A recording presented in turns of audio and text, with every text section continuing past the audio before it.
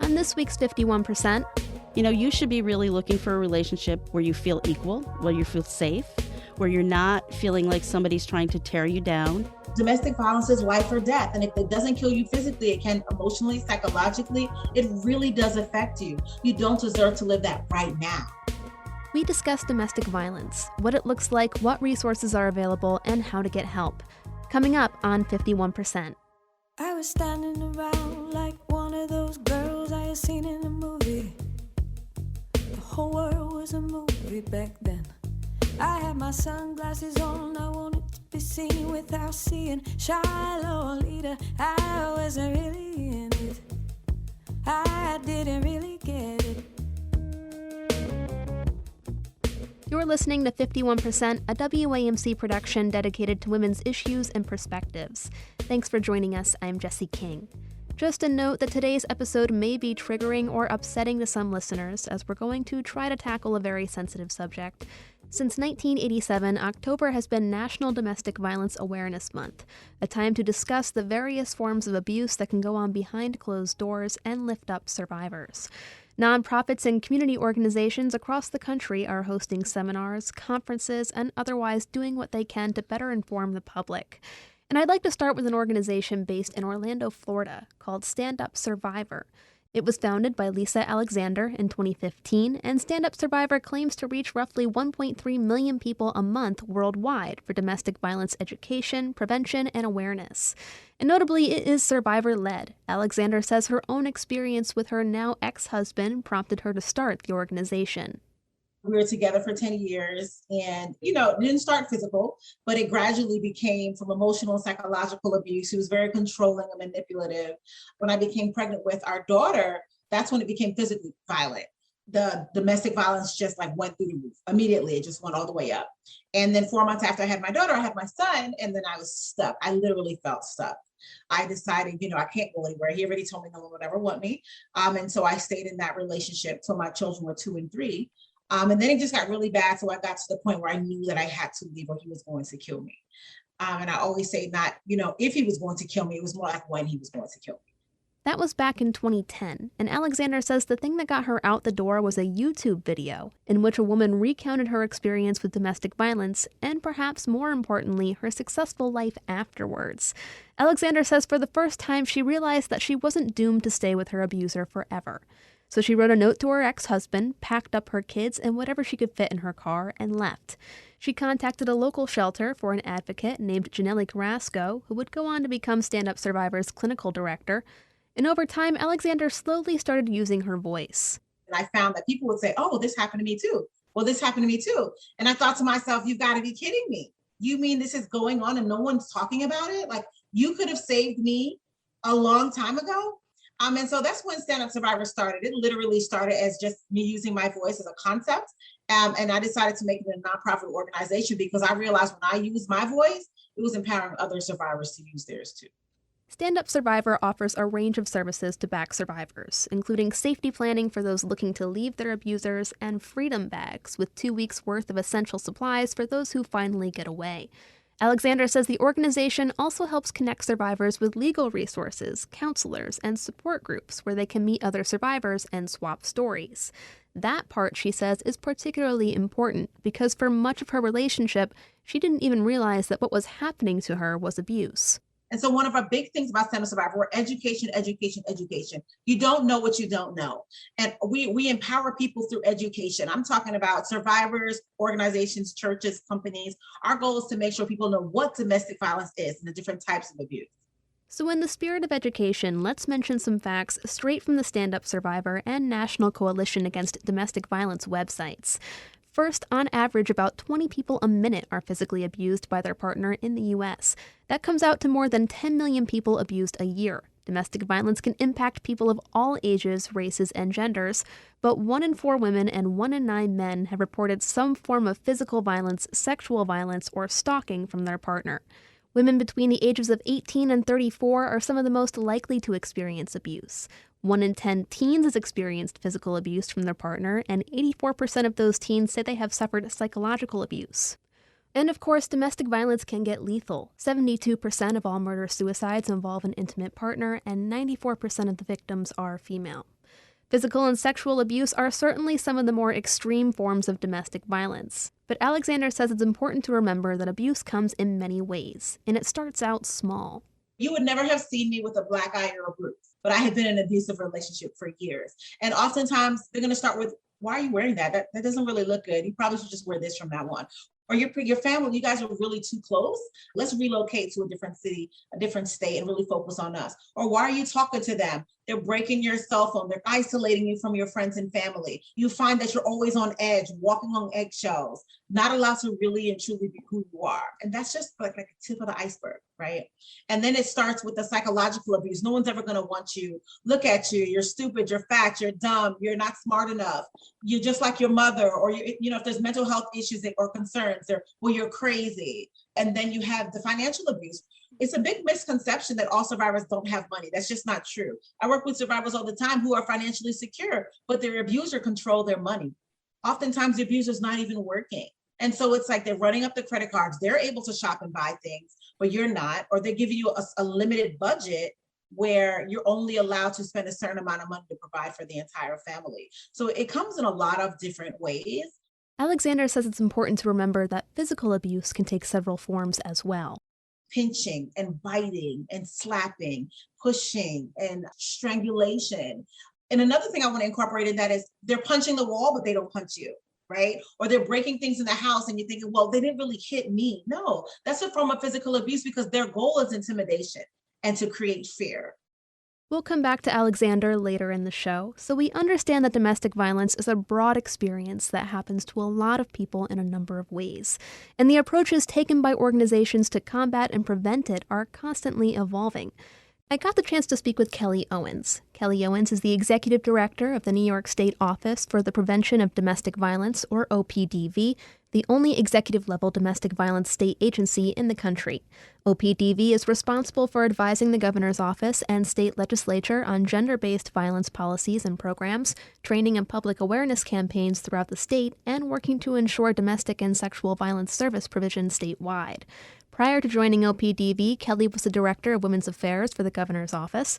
She's also worked with numerous women's organizations, including YWCAs and Planned Parenthood. In the past 2 years since I got to the office, we've really tried to redefine the office to really be a very policy-driven office where we're really living up to our statute, which says that we will be the main voice in regards to domestic violence services and policy and program in the state of New York. We are really looking at how services are delivered in the state of New York around domestic and sexual violence and gender-based violence. We've widened our lens to gender-based violence to be more inclusive. So we're really kind of redefining what we do and how the state looks at these issues. So we're really excited about some of the work that we've been doing the past couple of years. Cool. Let's talk about the last year and a half or so then. What have you learned during the coronavirus pandemic? I know in the beginning there were fears that the pandemic could lead to an increase or worsening of domestic violence. Let's clarify that a little bit because I don't know if we can say it led to an increase. Okay. It left people in abusive relationships isolated potentially. There was an increase into our hotline. I would say that's a good thing, right? That means somebody's reaching out for help. Mm-hmm. It means that the message got to the person who needed help. I will say what the pandemic laid bare for us is something that we had been looking at here in New York for about 2 years. And really, what did the service model need to look like? I'll go back to the 80s when it was built. It was really built, I'm a Harry Potter fan, like the Weasley house, like we did shelter. And then we said, well, we need non-residential services. Those people who don't want to go into shelter, but they need safety planning and they need all those supportive services to get them to safety. So we did all of those things kind of piecemeal.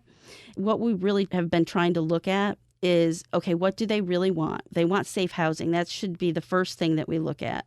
COVID laid that bare because people couldn't go into shelter. So we had to look for alternatives like, hotel rooms for a certain amount of time or Airbnbs for a certain amount of time. Our community really tried to look at new alternatives, which we knew we needed to lead to anyway. We also knew that mobile advocacy had to be a thing, right? Before we would say, come in and we'll have a conversation. Now it was, well, let's do this over Skype.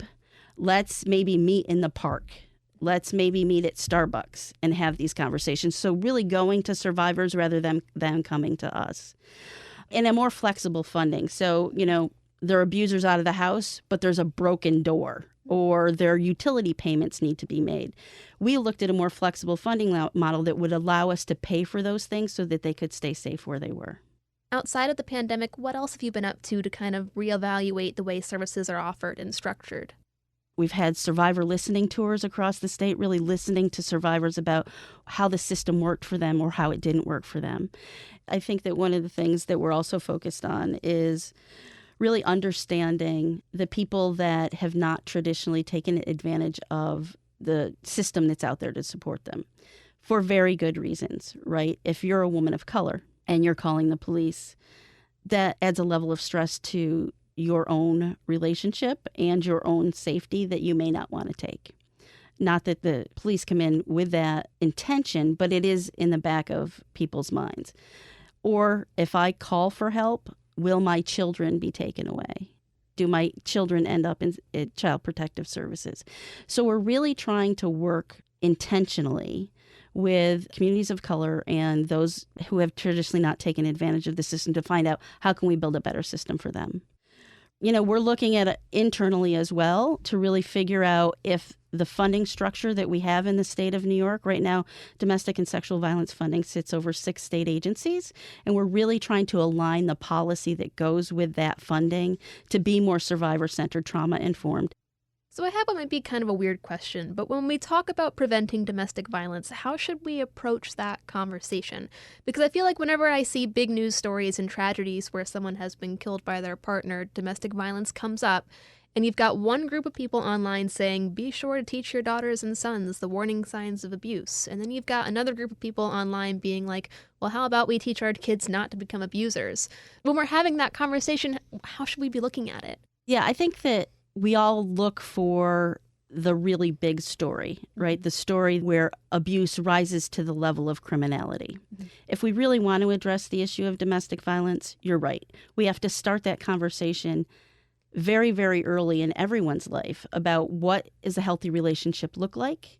What does abuse look like? And have a real conversation with both boys and girls about what that looks like, and that means having really kind of uncomfortable conversations at some point. If we're really going to prevent domestic violence, we have to start talking about what healthy relationships look like very early in people's lives.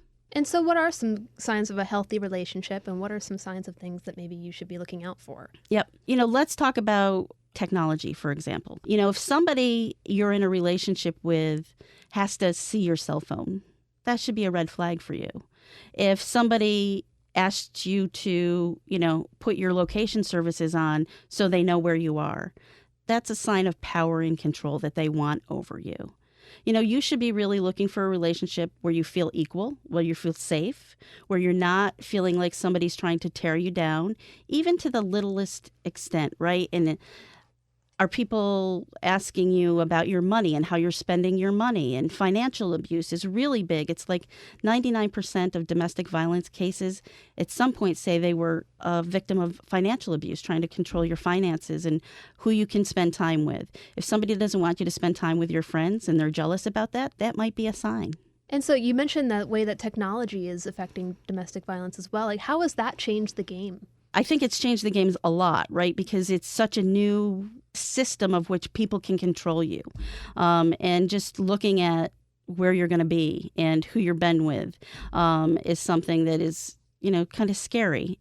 Also, there's technology that's helping. We, during COVID, tried to find new ways to reach survivors because we knew that people were probably isolated in their home with their abuser and not able to access the normal areas of respite that they might have, right? You go to work, you're able to talk to your colleagues and talk to them about the situation you're in, or you're going to your mom's house to have a bit of time where you can really kind of reset and figure out what's your safety plan.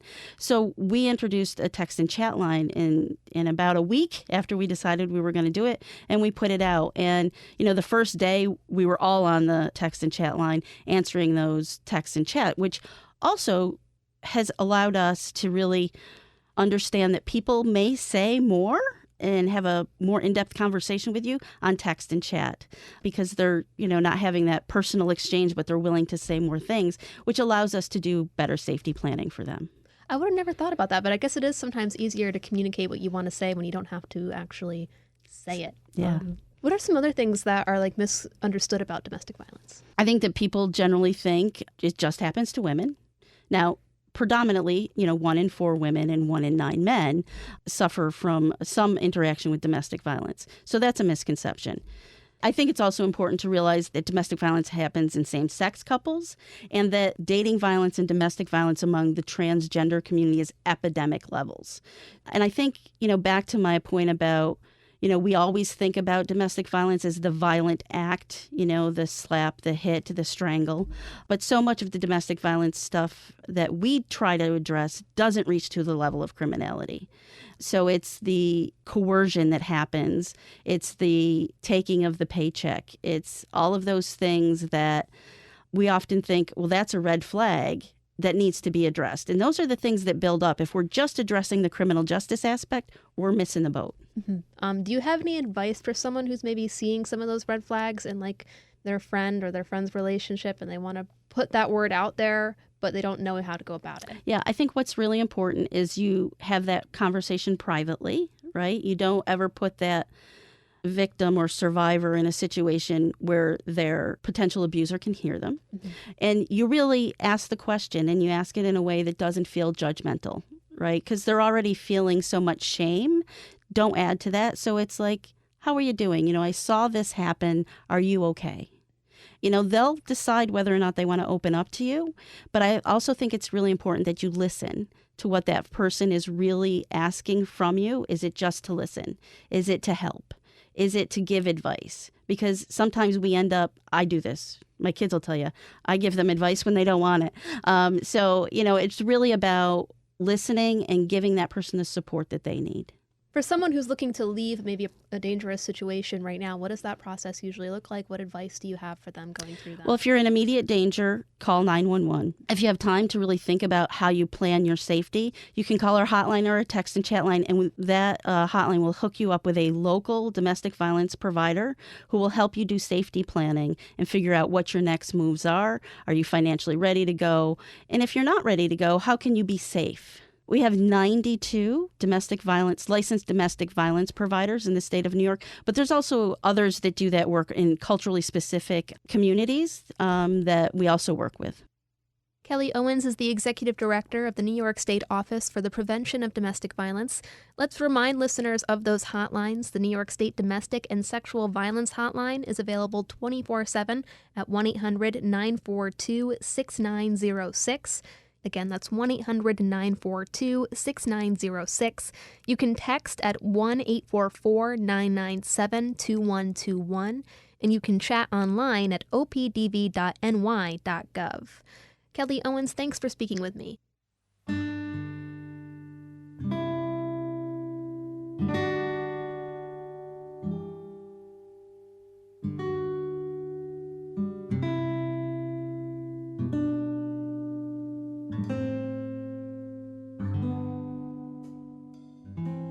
In light of Domestic Violence Awareness Month, the New York State Office of Children and Family Services recently administered a total of $6.5 million in grants to domestic violence prevention programs and housing providers across the state, including Unity House of Troy, which has been helping survivors of domestic violence, human trafficking, gun violence, poverty, HIV/AIDS, and more in Rensselaer County since 1971. It operates a 24/7, fully staffed, 33-bed emergency shelter at an undisclosed location in the county.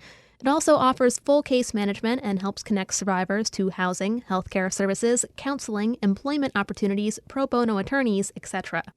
Sarah McGockney is the organization's Outreach Program Director. We are seeing so many victims. That shelter is full every day of the year. McGockney has been at Unity House for about 10 years, since she came to its staff as an intern in college. She says she immediately fell in love with the work, both the opportunity to help others and the challenge of it, because every client's situation is different. So what does that work look like, and what does the Unity House process look like? Obviously, as I just mentioned, Unity House helps people across a range of situations, but McGockney says those situations can often overlap. Domestic violence and human trafficking can sometimes intertwine, and the presence of a gun in a domestic violence situation increases the risk of homicide by 500%. Put simply, McGockney says Unity House offers comprehensive care so it can tailor its services to each client's specific needs. It's all about trauma-informed care, and she says the work starts with a conversation. We're meeting the victim where they're at. We understand that they're in trauma. People always think like victims should react a certain way or should look a certain way, that they should look sad, that they should that they should be grateful that you're helping them. Nobody is grateful that they're going through a violent situation. When we talk about domestic violence particularly, why would they be grateful that somebody that they feel they love, that maybe they have children with, is abusing them, is hurting them? And we see so much head injury too. It's not what we think a victim should look like. It looks combative. When somebody has a head injury, they're very combative, they're very aggressive, they're not sure what to do because their body's in fight or flight mode. So we operate on trauma-informed care. We try to understand victims' trauma, and we talk to them, what do you want to do? We want to make sure our services are culturally relevant. We want to make sure that they are exactly what is needed for the victim. And like I said, everybody has different safety concerns. When you're looking at a trafficking victim, when you're looking at a victim who is maybe LGBT plus and isn't quite out to their family yet, when you're looking at elderly victims, everybody has different safety concerns and safety issues. And so we need to be talking to each victim individually and finding out what is your need and what can we do to help. As part of meeting survivors where they're at, McGockney says they sometimes work with survivors before they've decided to leave their abuser, but oftentimes McGockney says people come to the organization in crisis. Again, even if a survivor is financially stable or the provider for their family, McGockney says the point of leaving is often the most dangerous point in an abusive relationship. They might have to flee their homes in secret or in a hurry, so they might not have much more than the clothes on their back. McGockney says Unity House will help parents navigate schooling for their children and boarding for pets, but basic needs and health come first. Have you ate? Have you slept? Do you need a new pair of clothes? I had a victim come in the other day who was crying, saying, can you please just get me a shirt? I just need a shirt, because her shirt had been ripped off her in the middle of the street by her abuser. And so we're really looking at what do we have to do to get you through the next, hour. And then we'll talk about placement. And we can talk about placement in a shelter, or you feel safe staying with a family or friend. And how do we do this safely? And what's your long-term goal? And really assessing all that and letting victims lead those things. The other thing we do when a victim walks through our doors is as part of our initial intake, we assess for lethality. So lethality is the risk of a victim being killed in a relationship. So there are a couple things that are indicators of a very high risk for lethality that either we would encourage, come on, let me take you to the hospital. Please let me take you to the hospital. We'll get you checked out. You don't have to do anything, or do you want to file a police report? Do you not? Do you want us to take pictures of these wounds so that if you decide later you want to file a police report, you can? So a couple of those indicators of lethality are going to be like a strangulation, right? That's something I'm going to want a victim to go to the hospital immediately to be checked out because of that risk of brain injury, stroke. There are victims of strangulation who have died just 72 hours later from a stroke. The other things are going to be sexual assault. And also, obviously, all of these things have long-term psychological, mental health issues. We want to make sure that their physical health is okay because that's probably what they're focused on, and get them through that checkup and then, work on getting them into therapy long-term. I think a lot of people think somebody walks through our doors and we should be like, they need to just be in therapy right now. And sometimes they just need to eat, you know what I mean? So we really need to meet their immediate emergency needs. We certainly are going to encourage all those other services to help them heal and to help them get through this. But like I said, somebody comes in with a strangulation, they could have a brain injury. I'm not going to refer them to therapy. I'm going to talk to them, encourage them to go to the hospital. Now, McGockney says it's important to focus on basic needs first and emotional recovery later, and that's exactly what Lisa Alexander says she had to do when she left her ex-husband. Luckily, she and her kids were able to stay with her parents, but for a while, Alexander says the focus was just keeping afloat, staying safe, and keeping things normal as much as she could for her children. Alexander says the average survivor goes back to their abuser about 7 times before they finally break away, and her story was no different. When I left my abusive relationship, I was assigned my advocate, Janelli, and I walked into her class because I looked around. I was like, oh my goodness, there's other people. And then I walked up to her and I said that God is going to save my marriage. And she said, okay. And I sat down. She didn't say anything else. So you initially thought that it was going to somehow iron itself out? Oh, yes, absolutely. I mean, as a Christian too, for me, my faith was very important. We did not believe in divorce. My parents had been married for 54 years. There was no divorce, right? But then I realized God loved me more than he hated divorce. He wasn't going to punish me for divorcing someone who was hurting me, because that's not how I was created to live. When she finally did get away, Alexander says she was able to slowly start the healing process. She got her bachelor's in psychology and master's in counseling psychology from Palm Beach Atlantic University, something her ex-husband had never allowed her to do. She went to therapy, and she particularly credits support groups like the one she just mentioned with helping her feel empowered. For anyone dealing with domestic violence at any stage, she wants you to know you're not alone. And one of the things I love that we do here at Stand Up Survivor is we work with survivors. I just finished working on a survivor, worked with her for over a year. She was in the relationship. She wasn't ready to leave, and that's okay. We want you to know that it's okay if you're not ready to go, because sometimes you still love the person, or you have financials involved, or children, you're waiting for the kids to, whatever your situation is, it's fine. We will journey with you through. And then one weekend she called and I knew that she was ready to go. I could hear it in her voice. We executed her safety plan, and on that Wednesday she left. And she's been free probably for about 3 or 4 months now and is doing so well. And so regardless of where you are, safety planning is very, very important.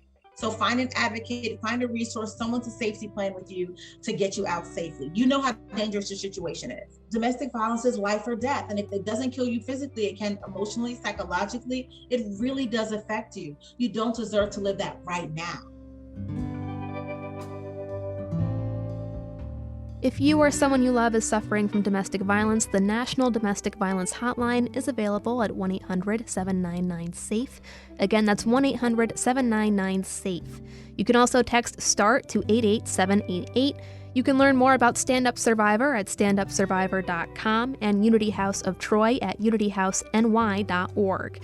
Unity House also has a 24/7 hotline you can call at 518-272-2370 and text at 518-720-6161.